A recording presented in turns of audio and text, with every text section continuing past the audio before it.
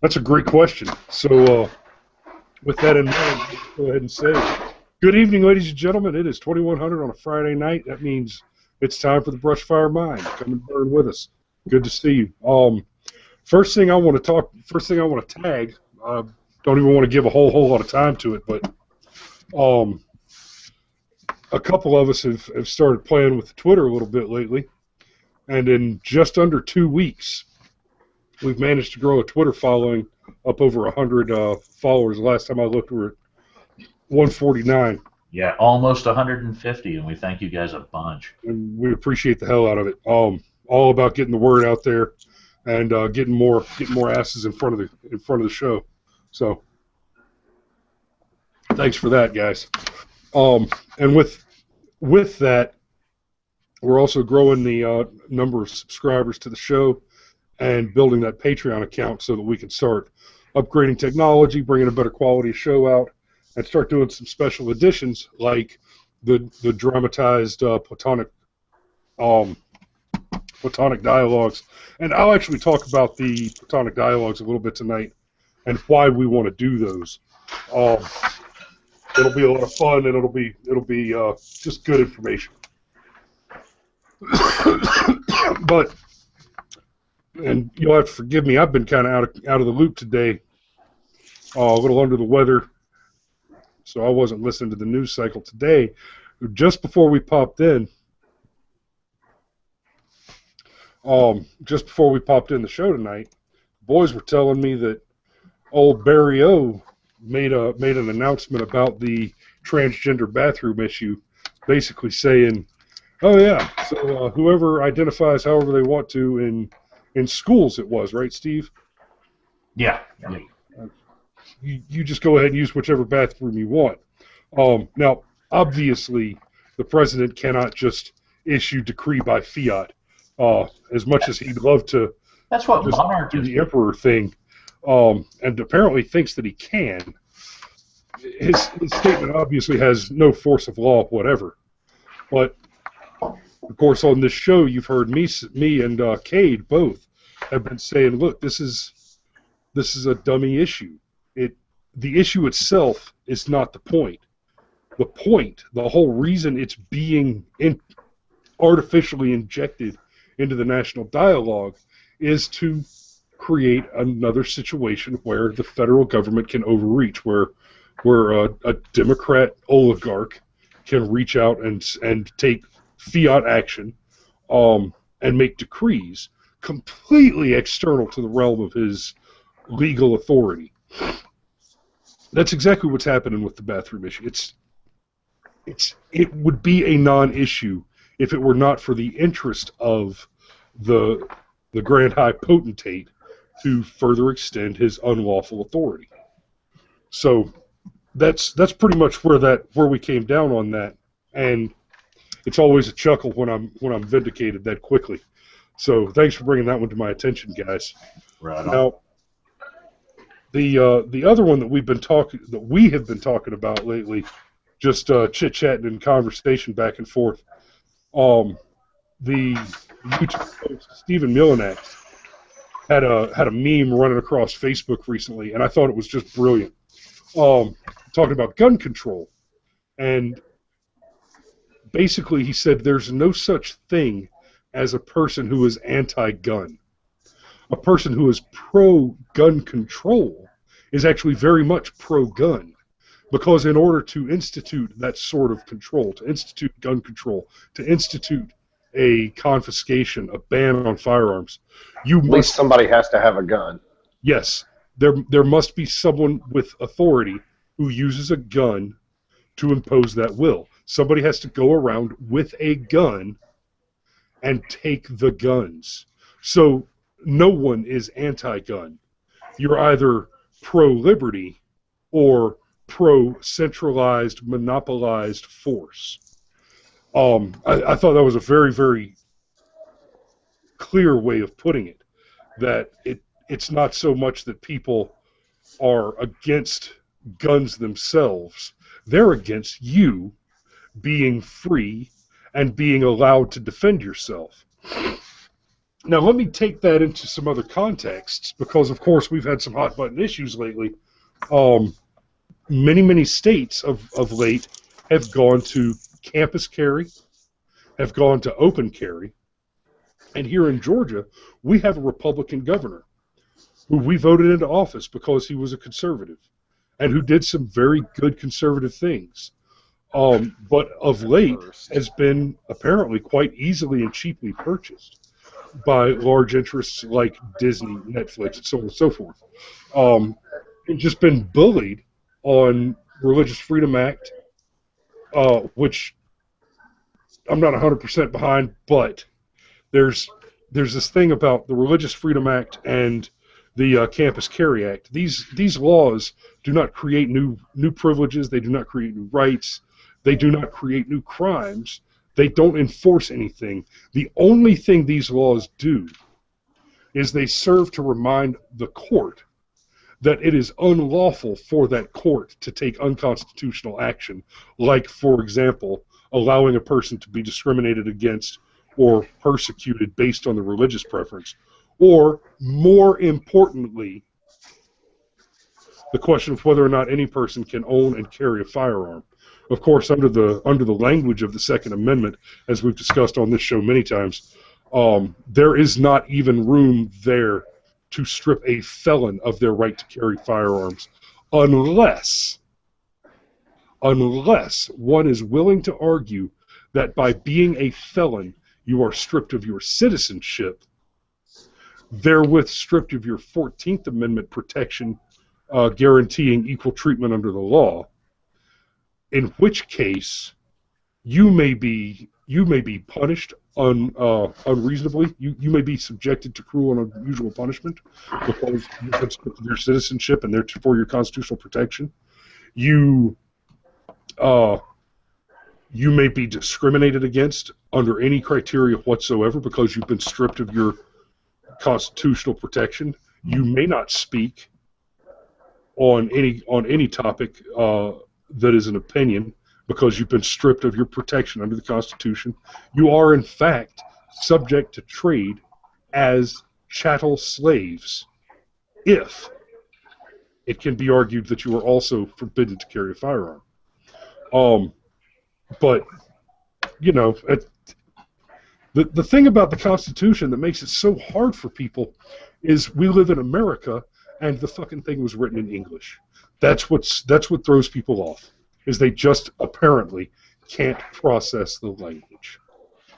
But what everyone claims is the problem is the fact that it's a comma. You have to determine what a comma means in a modified Old English setting, or the word hyphenated words, well regulated.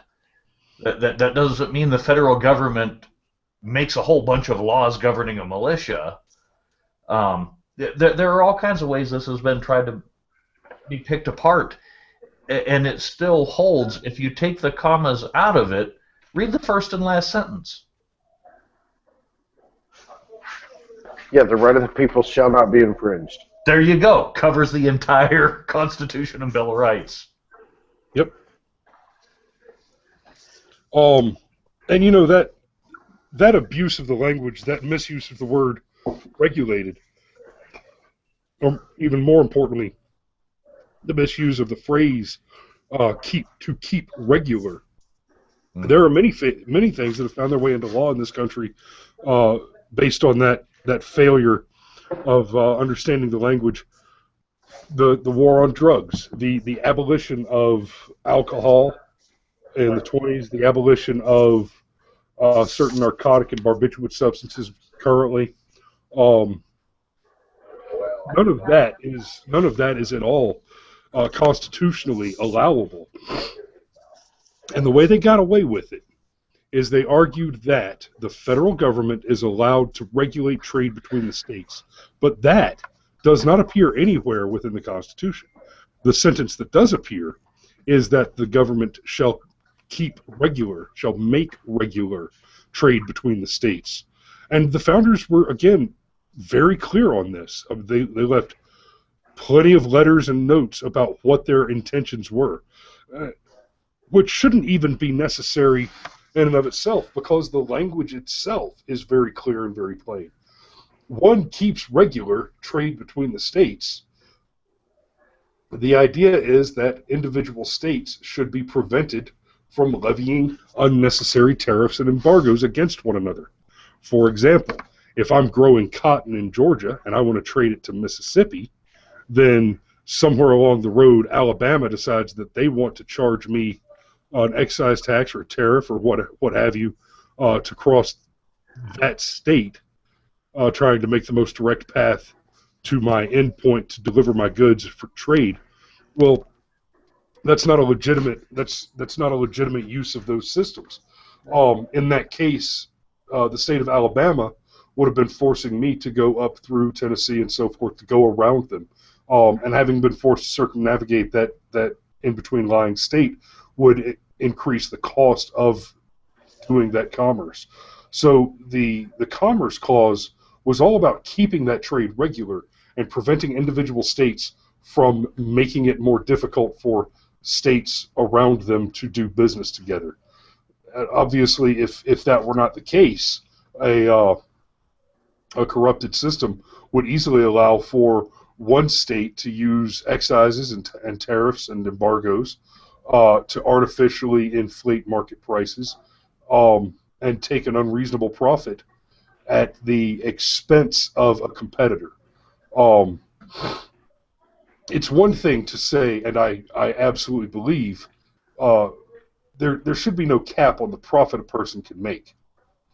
A thing has the value that one is willing to pay for it. Not complicated. But if one is managing that increased value, that increased commerce exchange, by artificially hobbling or hindering the exchange that's being conducted by the first party, then that's tantamount to theft and collusion. Unacceptable. But somehow we've allowed our government to misconstrue this Commerce Clause in such a way that it has regulated the trade of insurance products, specifically health insurance products, across state lines, which, coupled with licensure, excuse me, is one of the primary causes for the inflation of healthcare costs. The licensure of, so let's put a pin in that. We'll talk about the licensure of medical professionals, the licensure of any professionals in general, in a minute, and I'll explain why it's my position that only the operation of an automobile or heavy equipment should be necessary in licensure. So, Steve, why don't you take off for a minute on the Commerce Clause and drug trade? That kind of put me on the spot. I really wasn't expecting that. I like how Chris will go for like 17 minutes in a row and then just go, so, Steve, now run away with it. So what do you think of the price of tea in China? Thank you, Captain Non Sequitur. The Commerce Clause involving the drug trade. There's a multifaceted question. Good. Thanks. Oh, shit. I was hoping to keep you busy for a minute while I'll send the link to Cade. I guess the main way, if we keep in the spirit with the way you're describing the Commerce Clause and its application, if I wanted to sell my weed in Alabama, then, if I had to ship it through Tennessee to make it more expensive, then, yeah, that would cause, well, I guess if I wanted to sell it in Mississippi, it couldn't go across Alabama, excuse me. I'd have to take my weed through Tennessee, which would artificially drive the price up, which would make the dealers in Alabama happy because they could sell theirs cheaper to the people of Mississippi. So that just, if we're going to take that at face value, that does kind of cover what the Commerce Clause was meant to prevent. The Commerce Clause was not meant to allow the government to control who could buy what from who, where, only that you could not create artificially unfavorable conditions for other states. Am I off base with that? Yeah. Yeah, that's pretty much it. That's pretty much exactly what we're talking about there. Okay. Now, if we go into the other parts of the drug trade and things, I guess, if you're going to just ban everything, there's no point in talking about the trade of it anyhow. And we just won't talk about tax revenue in a couple of states that realized why it was silly to ban it in the first place. It is really. This has been done since the beginning, deliberately taking things out of context in the Constitution. One of the first arguments that was made against it was, well, the founders meant for this to be a living, breathing document. And, bullshit. They meant for it to be a framework. You could amend it. You could amend it as many times as you wanted, as long as, you followed all the rules.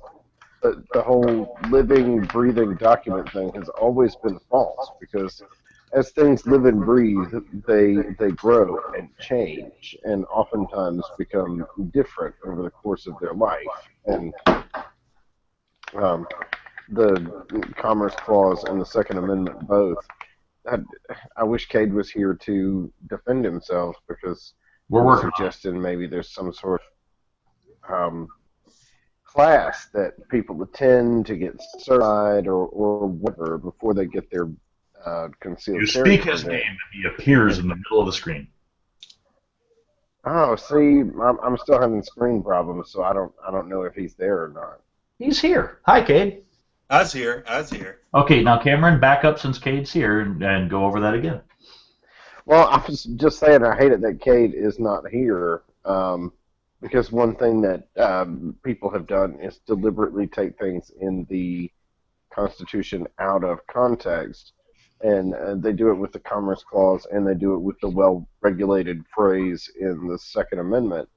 And that something that Cade had suggested a few days ago is maybe there should be some sort of licensing or class or whatever before people are allowed to have a concealed carry permit. And one of the reasons for that is that things should be well-regulated. And that the reason why the founders wrote about having a militia in the Second Amendment was not because that was the only reason that they saw, but because it was just the biggest one, the freshest one on their minds in that day and age. They never intended to say that, what we need to have is a standing army in every state.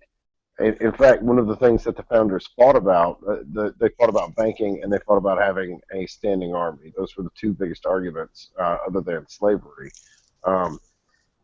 And so their thought was, okay, instead of having a standing army, it can be just like it was before. You have a bunch of guys that are proficient in the rifles that they keep at home already, and in case we need their service again, they will be ready to go.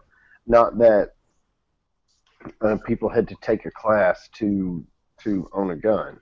And going back to what Chris was talking about with the Commerce Clause, this is what happens. Even before Alinsky was Alinsky and wrote Rules for Radicals, the anti-liberty forces have been using Alinskyite tactics, deliberately confusing the language and trying to have clever arguments that are actually sophistry when you really break them down, in order to advance their agenda. It usually revolves around some sort of populist movement. It's one reason why I'm so suspicious of Trump. Anytime you have a deep populist movement in this country, it has a tendency to pull us away from constitutional principles, either directly or indirectly. I think that's quite valid. Okay. I'm not arguing with what you're saying, Cameron, and I'm on the other side of this from you guys, and I never, like I said in my Facebook post the other day, never thought I would be on the other side of a gun control opinion than you guys. And honestly, I'm not as much as you probably think I am. But the original George Mason, who was very anti-federalist, the original desired wording, in his opinion, was a well-regulated militia composed of the body of the people trained to arms is the proper, natural, and safe defense of a free state. So it even more sounded like the whole point of the Second Amendment was to have an armed militia that was properly trained. Now, let me say this before you guys jump on that. And by the way, the Facebook conversation, which to our viewers, this is the kind of stuff that's going to be put on the Brushfire Mind Facebook page, more succinctly with the Twitter feed, and we're going to have blogs. We're going to do stuff like this where you guys can join in on the conversation, because it was great. It was a great argument between all of us, very civil, very respectful. Everyone got a lot of good points, and everyone came out more educated, me included. Now, my point was this.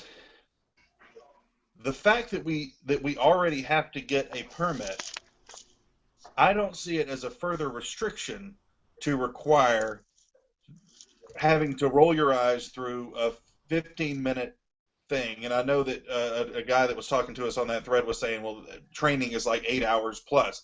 That's not, I'm talking about government training. Like when you get your learner's permit and you take a test of like 15 questions and it lasts 8 minutes and they're like, here, get on the road with everyone else in a huge machine that we hope you can control.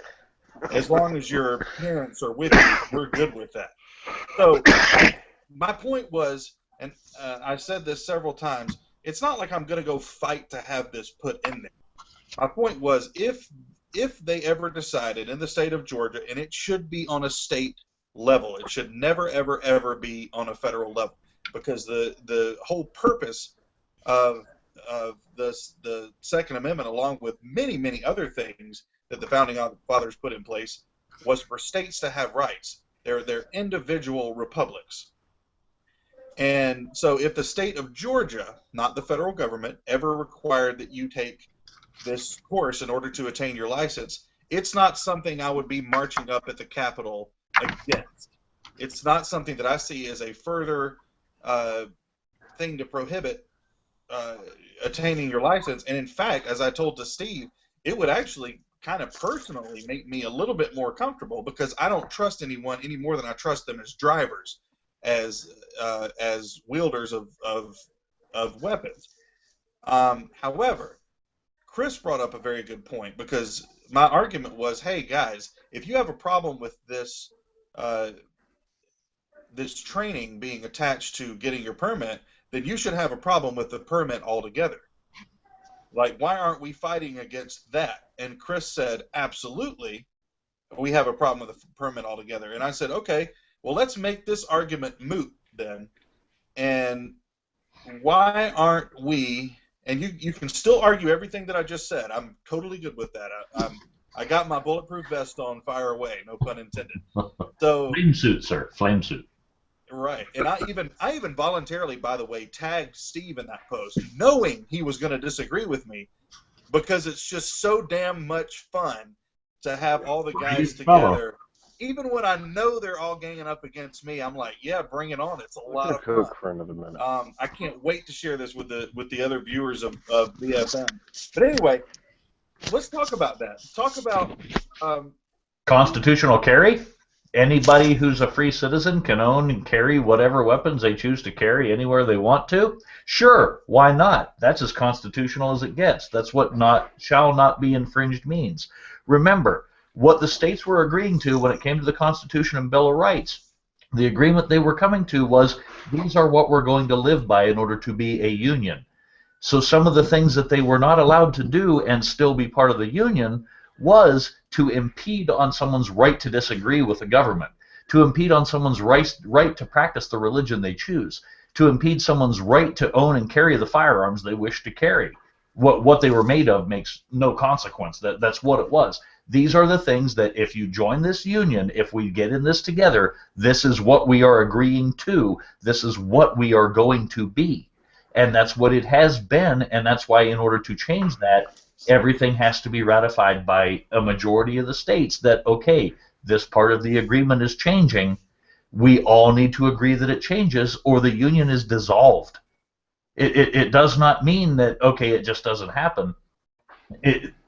Essentially, if you believe strong enough about that, if it is not ratified, a state should be able to leave the union, quite honestly, because it's no longer agreeing. So what do you do to somebody like, oh, I don't know, Oklahoma, if they wish to not be part of the United States and they're right in the dead smack center of a country?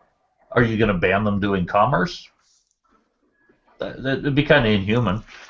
So it's everyone's best interest to keep this union going, being as how it all got tied together in the beginning. Which I guess could be a good and bad thing, because like the argument you're making, the people who have the inordinate fear of inanimate objects like firearms, or the fact that they can't trust people because they don't know they've had training with them, that doesn't hold with me, because people don't get training for a lot of things. People aren't licensed for a lot of things. The same people who want to go to a licensed hairdresser to get their hair done want to drink raw milk that doesn't have to be certified by the FDA.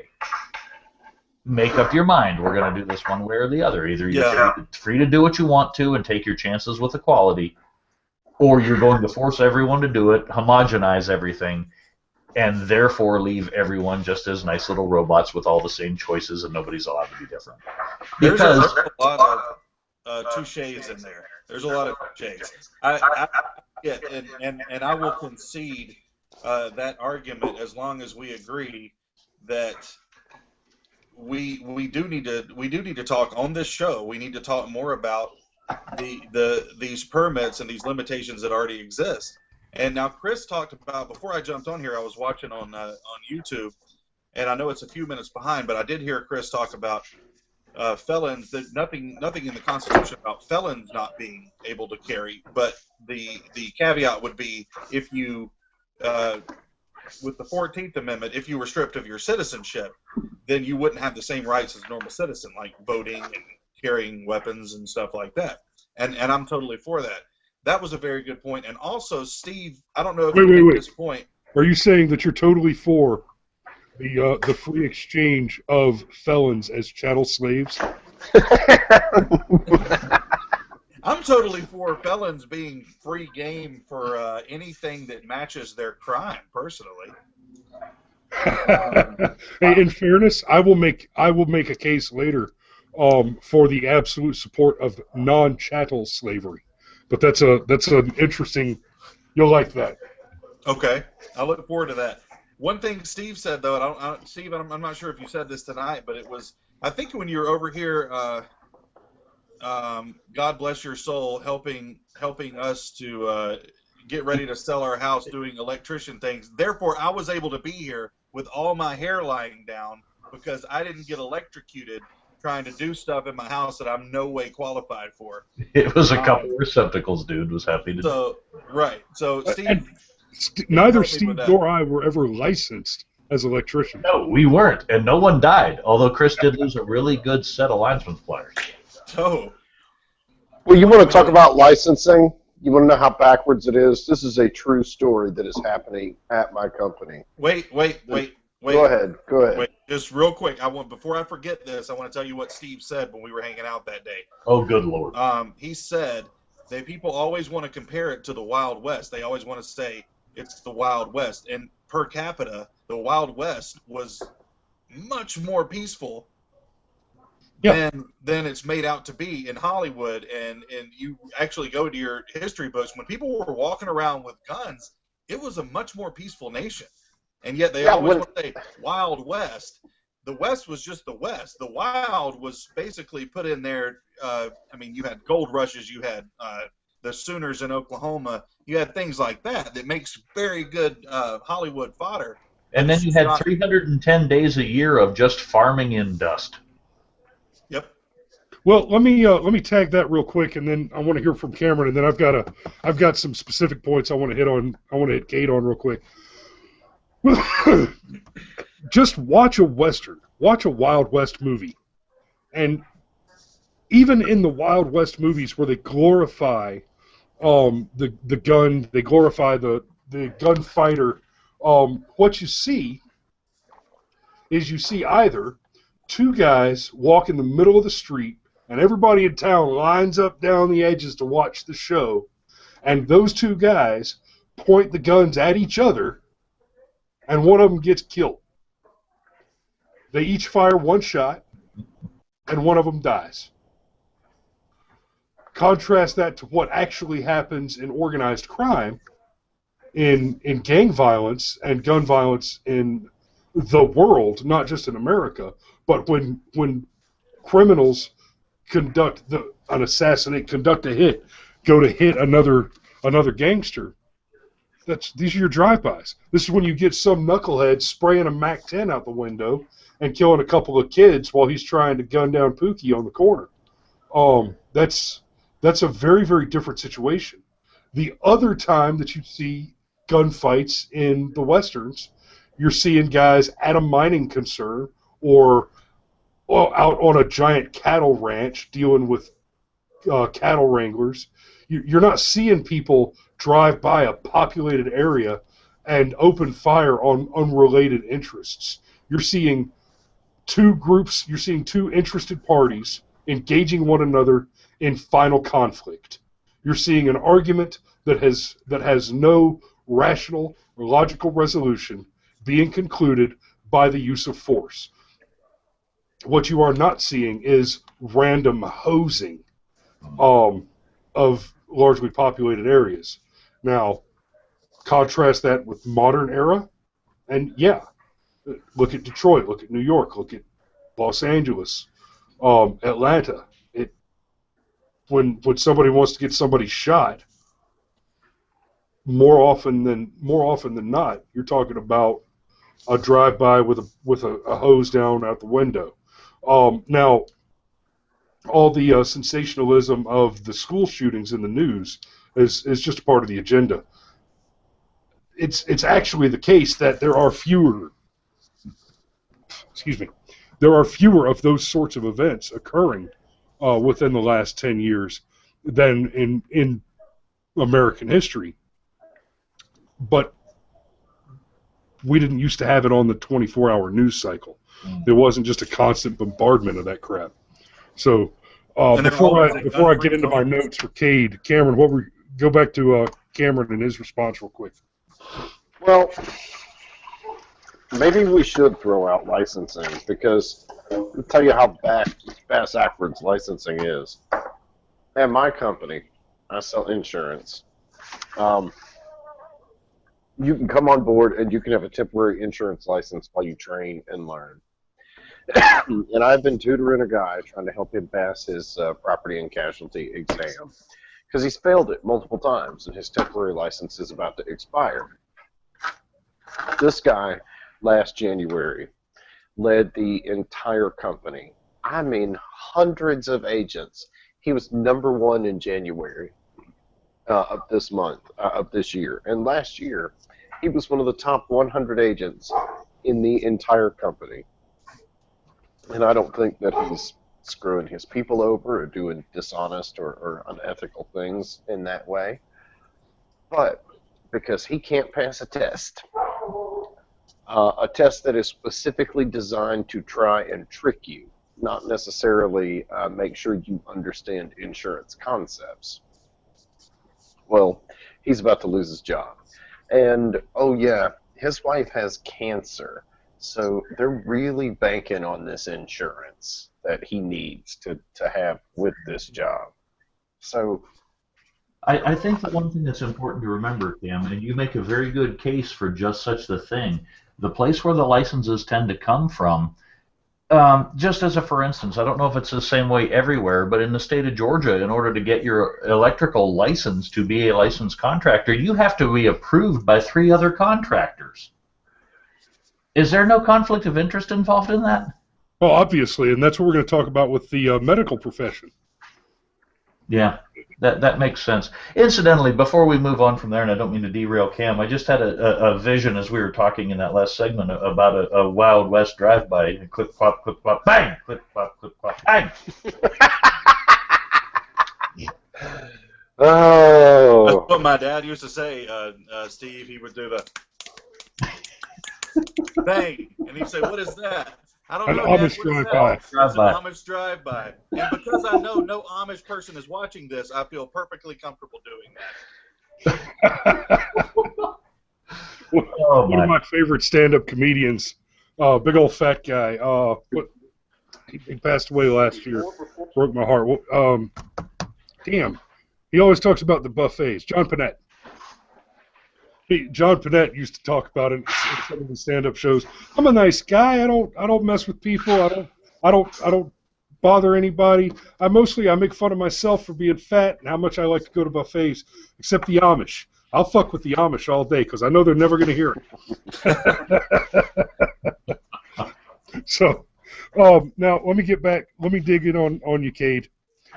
First and foremost, my position is and always has been and always will continue to be that the licensure for a person to own or acquire a firearm is absolutely ludicrous, unconstitutional, and nothing short of a maneuver by the tyrannical enemy left to take away our ability to remain free.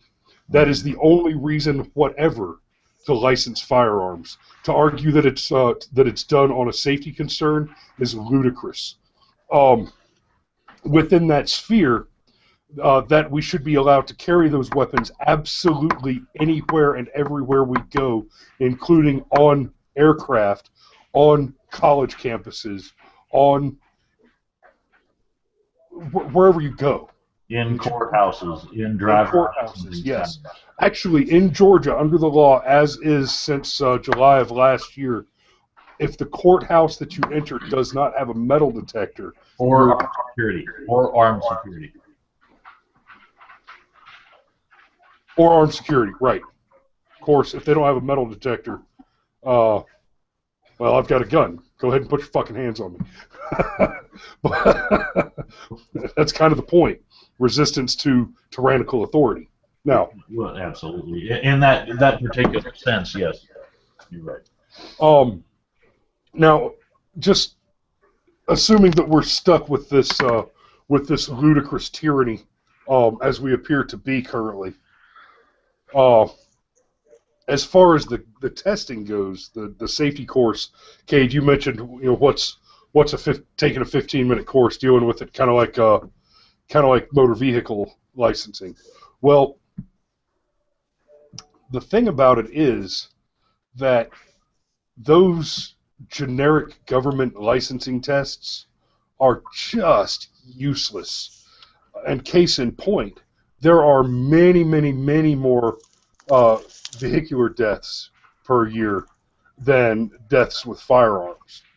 I mean, there are states in America that have more automobile deaths per year than the world has gun deaths per year. As a for instance, from the FBI's own numbers, you are 300 times more likely to fall off a ladder than be shot. Should we have licensure for ladder usage? I don't know. We had a guy over here cutting limbs down today, and I thought at one point he was going to bring our gutters down with how hard he put the ladder onto it. Luckily, he did not. But I was thinking then maybe he should have had a permit. Ban stupidity.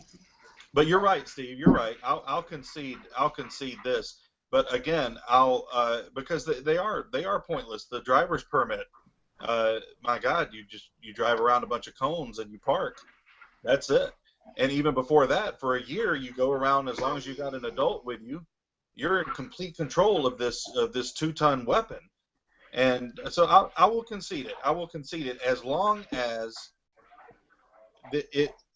we're not sitting back on our laurels just because.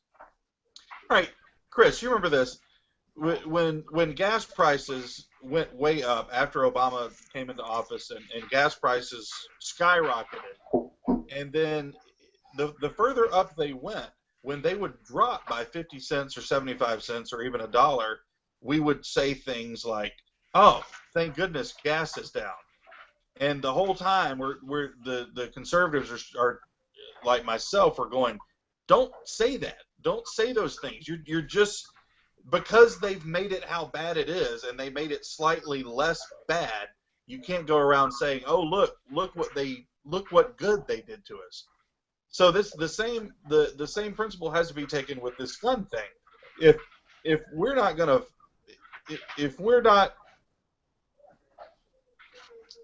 we can't stop at just saying no more. You're not going to institute this training course to get a permit.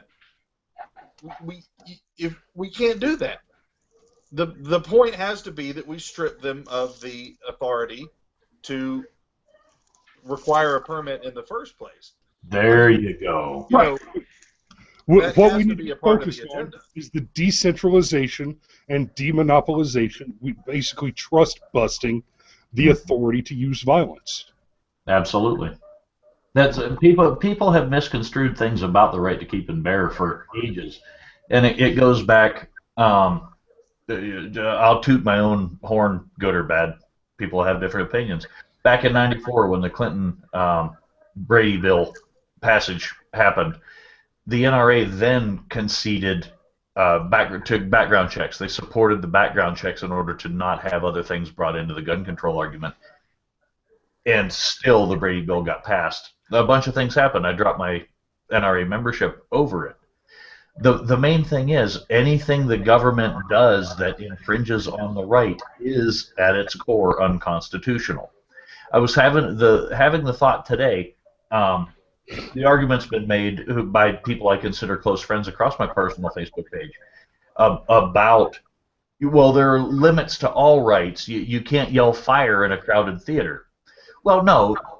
The thought I had today was that is an active form of attack, so to speak. Carrying a gun is not an active attack. Firing a gun is an active attack. Mm-hmm. So there's a false equivalency there anyhow. And yes, yelling fire in a crowded theater gets people killed, gets them trampled, crushed against doors, whatnot. Carrying a gun anywhere, as long as it never clears the holster and the trigger's not pulled, nobody gets hurt at all. So there's an awful lot to the argument that is simply made up, is simply a personal fear that is trying to be implemented as a law for everyone, just so I don't have to hold the fear anymore, just so I'm never uncomfortable. I'm going to limit what you can do. That is not the spirit of really any part of the Constitution at all. How you feel should have no bearing on the exercise of my rights, my inherent rights. But in 2016, go ahead. The main thing, I understand why you say that a training course would make you feel better about people carrying firearms around you, you being in a gas station that's being robbed and someone pulls a pistol to defend folks. Are you really going to think at that moment, oh God, I hope he's had a class? Or are you going to think, oh, thank God somebody's armed? Yeah, I ain't going to ask him. I'm not going to ask him to defend his Excuse me, sir. Wait. Stop. Have you had your license for this?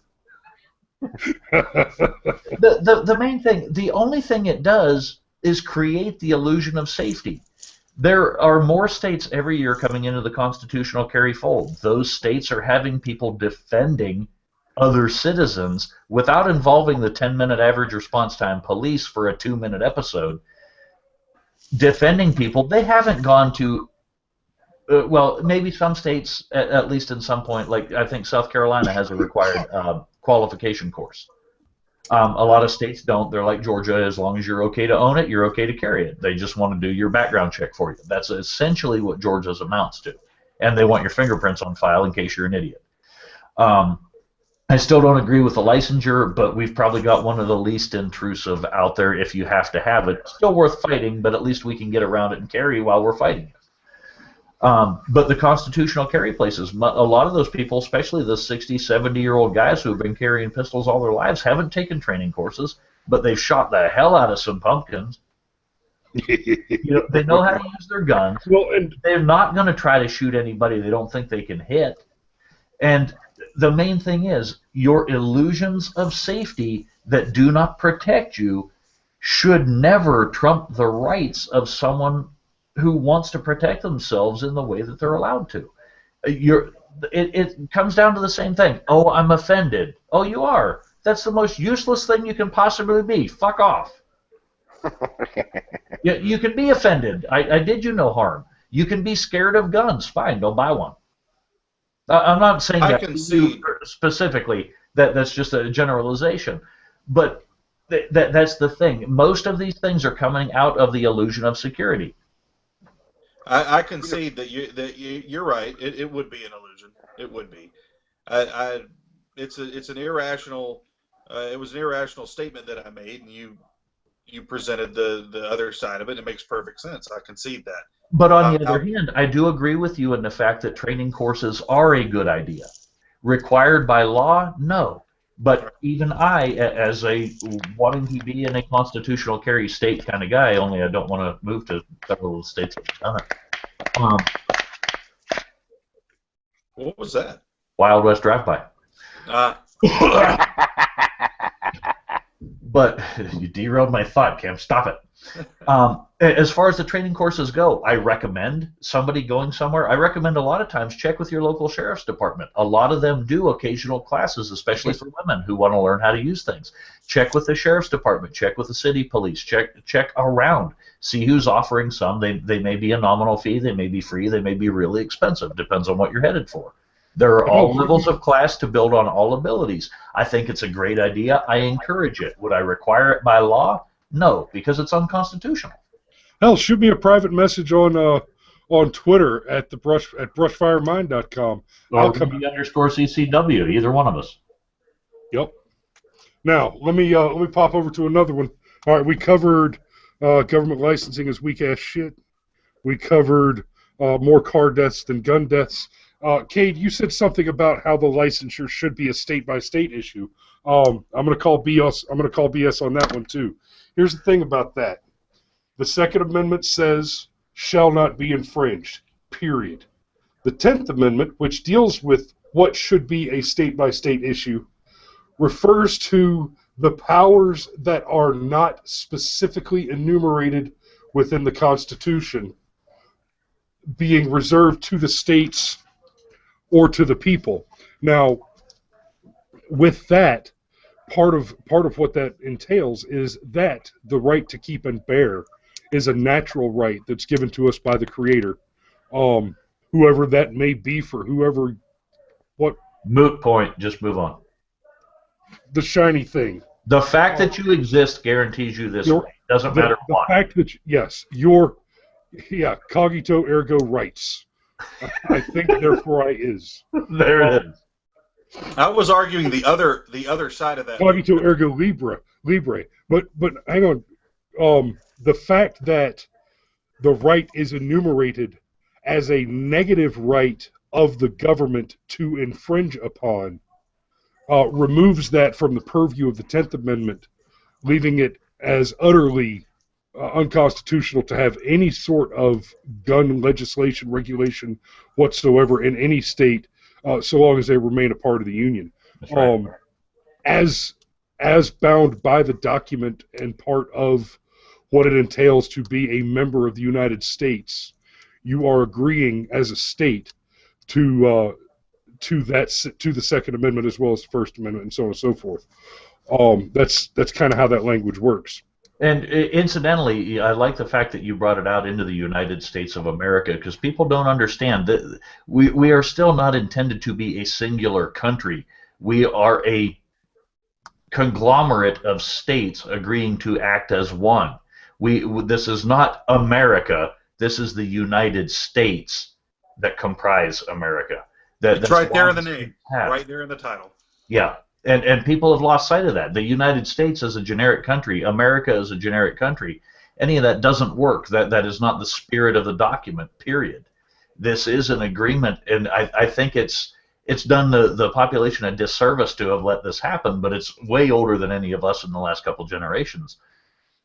But the leaders have, whether intentionally or just through neglect, lost sight of the fact that they are supposed to be a standalone state with allies in the other 49, eventually 49, surely didn't start that way. And if any of that is supposed to change, either the document changes or the states leave the Union. I think as much as Lincoln fought to keep the Union together because of what it meant at the time, the South still had every right by the contract. They no longer wanted to abide by the contract. The Union honestly overstepped bounds in trying to stop that. Whether it turned out good or bad doesn't matter. That was not supposed to be within their power to stop. Well, without going on a giant rabbit trail that would take about 6 hours total to go on the Civil War, this was about the Civil War, what people don't really talk about and realize. It was about Kansas and Missouri being given the rights to own slaves versus the federal government, which said any new states that are added, slavery will be illegal Right. in those new states. And the South was saying, we want to be able to trade goods with them. We want them to have the option to use slave labor if they wanted to. But anyway, Chris, what I was saying was actually the opposite. Yes, you're correct, but I was going from the other side, which was the federal government should never have the power to step in and require extra precautions should a state say you don't have to have a permit in our state. The federal government, okay. Yeah. the federal government should not have the power to say, yes, you have to require a permit, because it's right. The federal government's the Constitution is right there. Not only did the states agree to it, but like you said, Steve, it's a federal thing. It's right there. It's been there from the beginning. They have to go by it. So yeah, it's the same concept, Chris, except I was just arguing from the other side of that. Mm-hmm. Okay, I got you. And make no mistake, if I had been there at the founding when the Constitution was penned, there are a few things that I would have done differently. The first of which is we would be the USSA. We would be the United Sovereign States of America, so that people just didn't forget that shit, because that's it. The USSA. Well, now I know it sounds dangerous to close the USSR, but the point is individual sovereign states with individual sovereign powers and authorities. If you said the comma was sufficient, though, then that is way too sufficient to have to add sovereign in there. The word sovereign is used how many times in the different documents by the founding fathers? Well, the main thing is we're also observing this in the fact of what the comma meant when it was written versus what we have to describe it as now for modern minds to understand an older language or older phrasing, or honestly anything, because most people now can't understand phrasing that comes from Eastern Europe of the modern era. It really doesn't matter. We have the ability to look back a couple of hundred years and say, oh, if I were to have worded it this way, people of this age would not have misunderstood it. Yeah, hindsight is 20/20. The main thing being the richness of the vocabulary, the idiosyncrasies of the vocabulary then do have to be interpreted this far along because of the nature of language and how it does change. And I think that is an important thing not to lose sight of, and to make sure that as you go through stages of interpretation to keep it into a modern language, that they stay consistent interpretations. Not that, the severe authoritarian sees it this way and the severe libertarian sees it this way later and it changes the meaning. No, it should always be the same meaning, but interpreted in a language that conveys the same ideas. And what they keep trying to do by playing off the Supreme Court about making these determinations whether laws are constitutional, the fact that it says shall not be infringed should negate every decision the Supreme Court has ever had, and they should not have heard any of the gun control cases clear back to the National Firearms Act, because nothing, period, was supposed to come out of the federal government or state governments that agreed to this contract that they would do anything to impede the people from owning the arms. Didn't say what arms. Who did it always come down to? It always came down to the same 9 appointed, unelected officials who were given lifetime reign. Let's just call it what it is. And this is one of the things that we're facing with Hillary, which Steve, you and I are having to face this argument a lot more than you by yourself had to face 4 years ago, because people are saying, listen, a vote against or a vote for Trump is a vote against Hillary, and it's really, really important. And one of the fears is because of Hillary appointing new justices, and it's legitimate. I get that. I'm just not going to go along with it. Well, neither are you. That, and that's my whole stance on it is the fact, and Neil Bort said it on his radio show back before he retired. The ballot box, until it doesn't work, then we go to the cartridge box. The idea, I'm paraphrasing. He said it differently, but it involved those words. The main thing being, they can do what they want to, but right now you've got an entire populace watching. And I don't care who they appoint, someone trying to instate that level of gun control is going to get a pushback that they have never, ever envisioned. It can't be allowed to happen. Anybody willing to live in this country where they can control their own outcome, they can control their own destiny, cannot afford to let it happen. But no offense, I cannot vote for people I don't believe in on other issues simply to block the Supreme Court. I can't vote against someone just to keep them from being president. My whole thought with that is, let's make it mean less, then it doesn't matter who's in those positions. Right. So if we take some power out of the executive branch, we take some power out of the judicial branch, we take a whole lot of freedom shit out of Congress. Hell, let's just make them pass a budget every fucking year. No, let's make them balance a budget every fucking year. How about that? How about Balance budget let's start amendment. small. How about one budget per presidential term? Yeah, How that How works. about term I'm okay with limits? that. How about term limits for Congress and for the Supreme Court justices? Well, it's funny you say that, because if you go to conventionofstates.org, you can actually see what's coming up that actually is intended to instate some term limits on, at least for the Supreme Court. There's talk of amending the Constitution, the right way to make decisions, to make sure they're right, that everyone agrees, that we could limit the Supreme Court to 18-year terms. That's still an amazingly powerful position. It is, but it does lessen a few things. You don't have people in power from the time they're in their upper 30s until they're 85.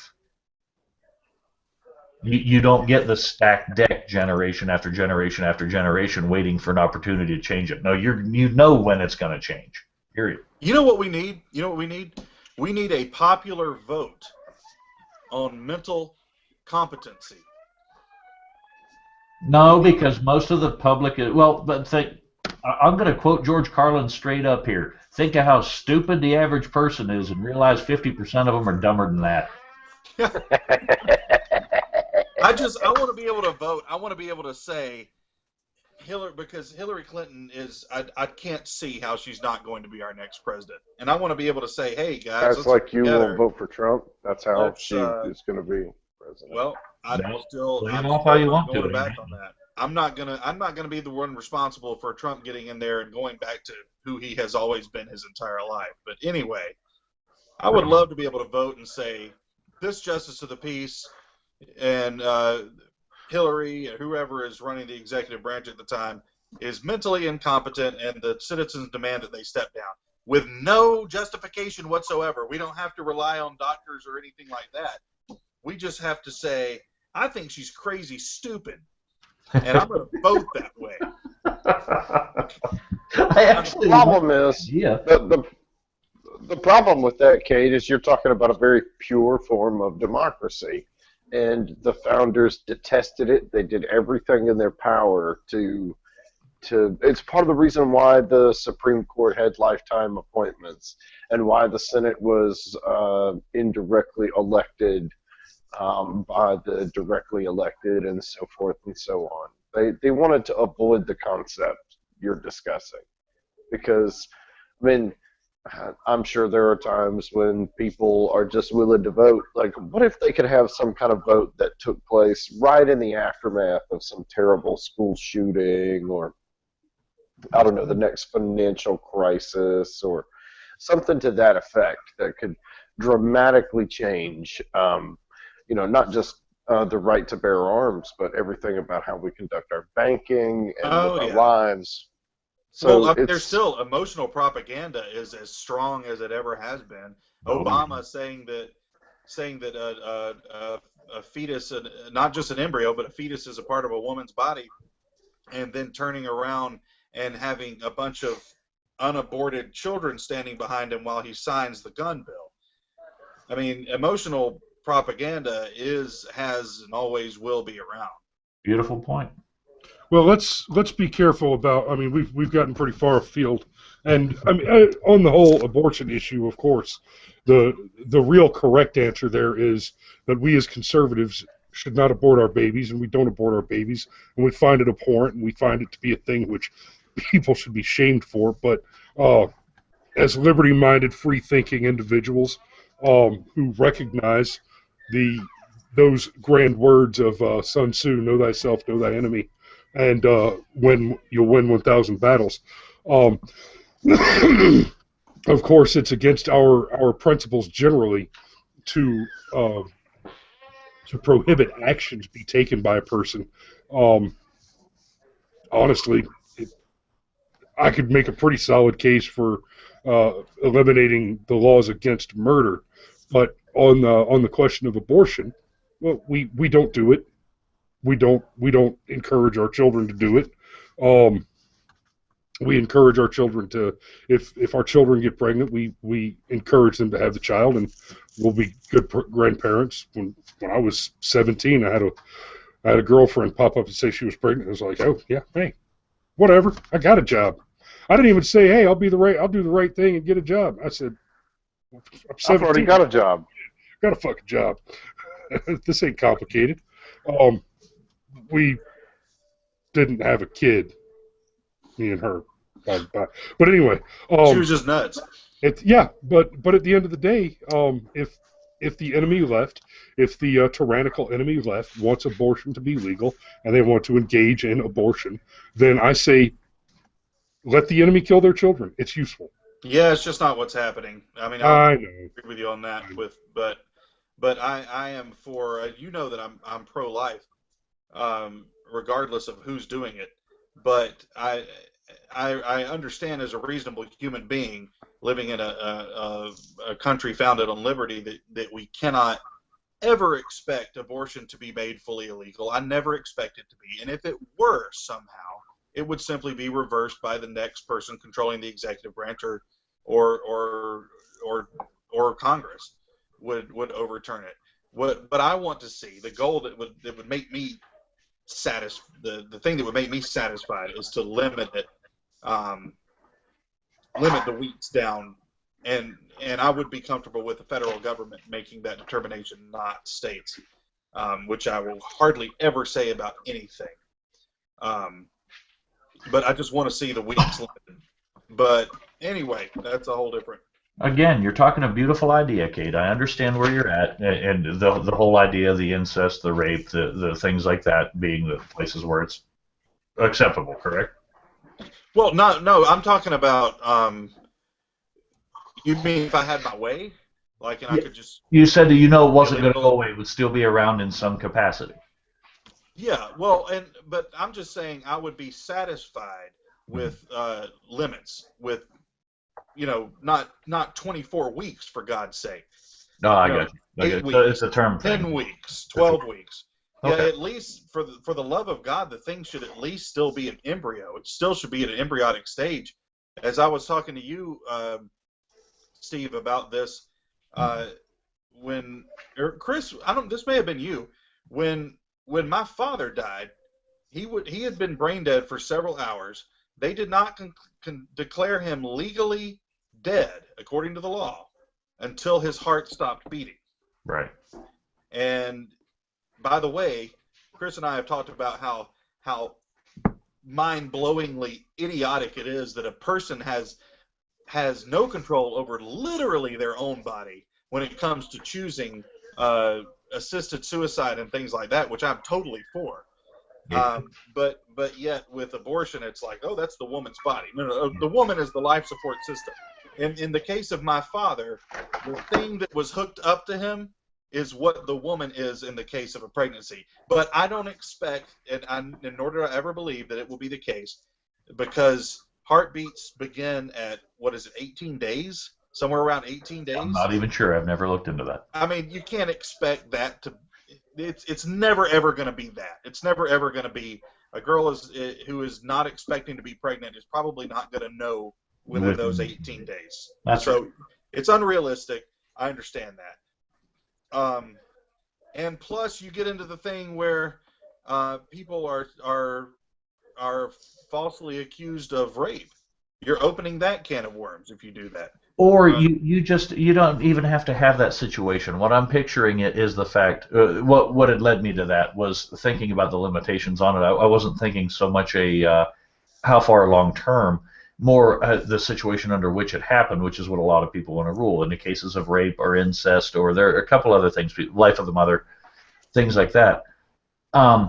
There, you talk about the false accusations of rape. Isn't it easy enough to get around those bits by just claiming that you didn't want it because it was raped? Who's going to prove one way or the other? That's what I'm saying. A girl who Yeah. wants an abortion is just going to say, "My boyfriend raped me," Or they're just going to go, if it's banned outright, they're going to go back to what they were, coat hangers and back alleys. The main thing is you can't stop people from making bad decisions. You can't stop them from correcting the bad decisions. You can't stop them from doing things that enable more bad decisions. They're going to do them. The main thing is, what is the more humane way, so to speak, of putting people through that? It comes back to punishing drug possession charges. As John McAfee put it, the guy who's been addicted to heroin, how much more punishment does he need to endure outside of the addiction and the recovery? Right. Yeah. The same thing with things like that. If people are going to do it anyhow, I think I just as soon not have people have statistics from dying in back alley. Well, and I'll say this is just my hardcore opinion. This honestly does not come from being a Christian. I don't look at the Bible as the irrefutable word of God. I do think the Bible is a collection of myth, a collection of all kinds of different things, heavily edited. So this whole thing about life at conception, how many babies die and how many early miscarriages are there? Does that mean a new soul has gone to heaven every single time? I don't know. Well, no, not technically, because if you're Catholic, they wind up in purgatory if they haven't had a chance to that's true. confess and take communion. That's true. So, Gentlemen, to them. Gentlemen, I'm going to have to call it on that one, at least for me personally. Well, let me say what I was going to say. This is just want to get my hardcore opinion out there. This is my hardcore, straight from Cade's moral code opinion, is that people are going to do bad things. And also, like you said, Steve, but to that same point, bad things are going to happen to innocent, good people. Mm-hmm. And the girl, I'll never know what it's like to be raped because I'm male and I ain't pretty enough. But I cannot possibly put myself in the position of a young girl who has been raped by a family member, and that's a case of rape and incest. My God, I can't even imagine. Mm-hmm. I cannot ever conceive of that. There's no way. But it comes down to that is a bad thing that happened, and that baby should not be the one to pay for that bad thing. That's just my strict, hardcore moral code. I still don't. It's not something that I'll ever try to put legs under to fight, because I'm like I said, I just want to get the weaks down. Mm-hmm. But that is if you ask my absolute opinion, that is my absolute opinion. The baby should not have to pay for the sins committed by, and I don't mean that in the biblical way, the sin is sin to everybody when it comes to something like rape. Yeah, right on. The child is not the child is the victim. You see what I'm saying? Mm-hmm. No, yes. I'm with you. The child is blameless in this. I agree, and that's why I'm pretty much a life of the mother only type of guy on this thing. Now let me back up real quick. You talked about. I tell you what, I would choose my wife's life. We don't even have children. We have a lot of trouble with that. And if she were ever to get pregnant, and it got down to us at the hospital 9 months later, and they said, your wife is going to die if we don't take this child, knowing that may be my only shot to be a father, I would still choose my wife 10 times out of 10. We had that discussion years ago, too. I'm the same way. Yep. And, but let me say this about, you mentioned how many embryos are fertilized, how many babies just never go to term, just are miscarried or what have you. They're not aborted, they just never come to term. Yeah. And that's like arguing, well, people die in accidents all the time, so, murder should be okay. Yeah. So that's the kind of arguments we get from the left on that. Now, we have gone way far afield. Yeah, I think it was a good conversation, though. Yeah, it has been a good conversation. Now, I have two more notes that I want to tag real quick, and I really just want to throw these out there and get you guys thinking about it a little bit and talk about this a little more next week. And this will be part of the special when I do the special on gun control in the next week or two. Governor Deal's veto of campus carry. He said two things that really, really aggravated me. One was colleges should be sanctuaries. They should be safe places. And, of course, that kind of part and parcel with that, he also said the police are there to protect you. It's the job of the police to protect you. Wait. Is it perhaps the case that you're an elected official that's making decisions on law and are oblivious to the Supreme Court rulings and the case law and the legal precedents around your statement? It may be, oh, you don't know shit, because on 3 separate occasions within the last 2 decades, the Supreme Court has ruled that there is no duty of the police. Hold on, Chris, you just lost audio. You lost my audio? You lost my audio? There you go. Okay, you're now way delayed. So, something glitched in your bit rate there. Oh dear. Oh dear. Yeah, you've got a 3 or 4 second delay. From my end, it just sounds like an echo. And yeah, from here, I'm getting a severe delay time between the video and the audio. But I know where you were talking. The 3 times over the last couple of years, it has been ruled by the Supreme Court that the police have no duty to shoot in your defense. They have no duty to save your life. They have no duty to do anything but protect themselves as they enforce the law. They are the first line of the judicial system. It is their job to hang the criminal, to take them to have justice visited upon them, not to stop a crime in progress. It is they are responders to the crime that has been committed.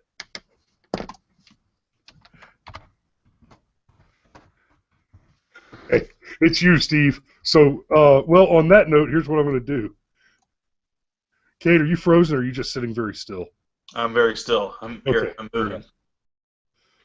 Steve, are you still hearing a delay? Because I'm not hearing a delay from Cade. Cade, are you hearing a delay from me? No, not.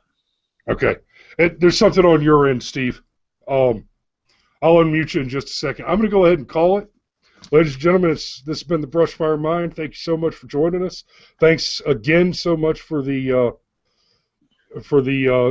Twitter follows, and you got us up to almost 150 now. Bear with me, I'll double check. We had 150. We're at 146. I need 4 more of you to go onto Twitter and follow the show link at Brushfire Mind on Twitter. So again, thanks so much for that. Keep an eye out for the Patreon account. Once we get the Patreon up to a certain level, then we'll start doing the Platonic Dialogues as theatrical works. That should be a lot of fun, very entertaining. And until then, this has been the Brushfire Mind. And remember, if you build a man a fire, you'll keep him warm for the evening. But if you set a man on fire, he'll be warm for the rest of his life. Good night.